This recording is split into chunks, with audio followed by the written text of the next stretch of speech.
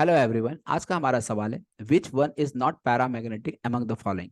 तो आपको बताना है कि इनमें से कौन सा पैरामैग्नेटिक स्पीसीज नहीं है। तो सबसे पहली बात, पैरामैग्नेटिक होता है क्या है? तो पैरामैग्नेटिक ऐसे स्पीसीज को कहते हैं जिनके पास अनपेयर्ड इलेक्ट्रॉन होता है। तो जहां अनपेयर्ड इलेक्ट्रॉन होगा वो पैरामैग्नेटिक होगा। And paramagnetic substances are strongly attracted in magnetic field. यानी यदि हम पैरामैग्नेटिक सब्सटेंसेज को मैग्नेटिक फील्ड में ले जाएं तो ऐसे में they are strongly attracted in towards magnetic field. ठीक है।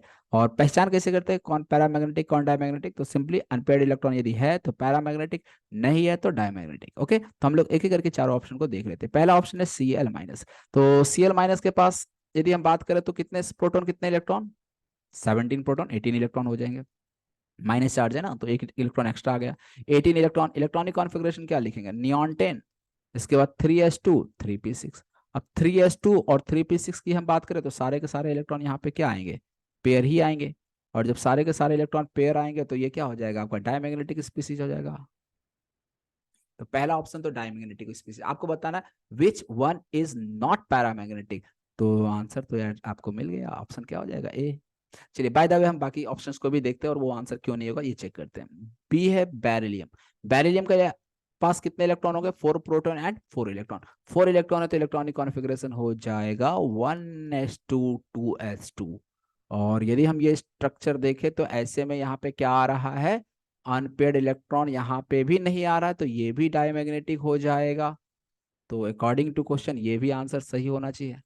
इसका मतलब यहाँ पे कुछ एरर होगा बेरिलियम में, ठीक है ना, उसे चलिए आगे मैं देख लूंगा। ऑप्शन सी पे आता हूँ, नियॉन+2। तो नियॉन+2 के पास 10 प्रोटॉन 10 इलेक्ट्रॉन। 2 इलेक्ट्रॉन यहाँ से निकाला गया है, कितना इलेक्ट्रॉन बच जाएगा? 8 इलेक्ट्रॉन बच जाएगा। और 8 इलेक्ट्रॉन का यदि हम इलेक्ट्रॉनिक कॉन्फ़िगरेशन ड्रॉ करें तो देखो क्या हो जाएगा? 1s2 2s2 2p6। नियॉन देखो 2p6 होता है। तो 2 इलेक्ट्रॉन निकाल लिए तो बचा 8 इलेक्ट्रॉन। 8 इलेक्ट्रॉन का इलेक्ट्रॉनिक कॉन्फ़िगरेशन कुछ ऐसा होगा, 2 4 5 6 7 और ये हो गया 8। तो हमें दिख रहा है यहाँ पे दो दो अनपेड इलेक्ट्रॉन है। दो दो अनपेड इलेक्ट्रॉन है तो ये क्या हो जाएगा? आपका पैरामैग्नेटिक हो जाएगा। जहां अनपेड इलेक्ट्रॉन दिख गया वो पैरामैग्नेटिक। और ऑप्शन डी की हम बात करें तो आर्सेनिक+1 है। तो आर्सेनिक देखो, आपको एटॉमिक नंबर तो यहाँ दिया हुआ है 33, बट आपको पूरा इलेक्ट्रॉनिक कॉन्फ़िगरेशन लिखने की जरूरत नहीं है। ये किस फैमिली से बिलोंग कर रहा है? नाइट्रोजन फैमिली से। ठीक है ना, न्यूजीलैंड पाकिस्तान ऑस्ट्रेलिया सब भिखारी। तो सभी के पास वैलेंस सेल में कितने इलेक्ट्रॉन होंगे? 5। यानी आउटर मोस्ट शेल का जो इलेक्ट्रॉनिक कॉन्फ़िगरेशन होता है वो आपका सेम रहता है इन द सेम ग्रुप। एक ही ग्रुप के मेंबर है तो आउटर मोस्ट शेल का इलेक्ट्रॉनिक कॉन्फ़िगरेशन हर जगह सेम रहेगा। तो इसके लिए भी क्या रहेगा? 3s2 3p5 रहेगा। अब यहाँ पे एक इलेक्ट्रॉन निकाल दिया गया तो 1 2 3 4 5। जब हम एक इलेक्ट्रॉन निकाल लेंगे तो यहाँ से निकाल लेंगे तो ये निकल जाएगा, तो इसके पास अगेन एक ही इलेक्ट्रॉन बचेगा।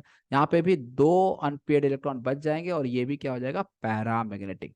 ये भी आ रहे थे पैरामैग्नेटिक। बेरिलियम थोड़ा सा मिस्टेक्स है, यहाँ पे आंसर्स ए है, इसका मतलब यहाँ पे बेरिलियम+1 या -1 कुछ भी हो सकता है। ठीक है ना। तो यहाँ पे थोड़ा सा देख लेना, जो करेक्ट आंसर हो जाएगा वो आपका ऑप्शन ए हो जाएगा। ठीक है, यहाँ पे बेरिलियम प्लस कर लेना। ठीक है ना। Hope you understand this question. Thank you for watching video.